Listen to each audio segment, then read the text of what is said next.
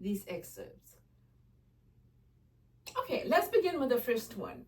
Here I have grounded the experience of death into the earth, into the body, into animal behavior.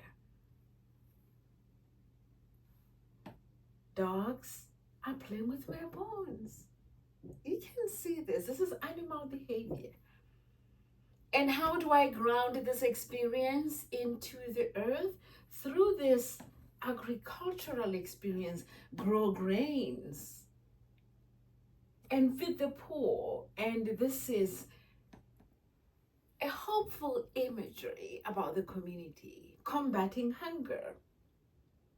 So as you can tell, through these two examples of imagery in my poem, I have created this ecological world, material world. So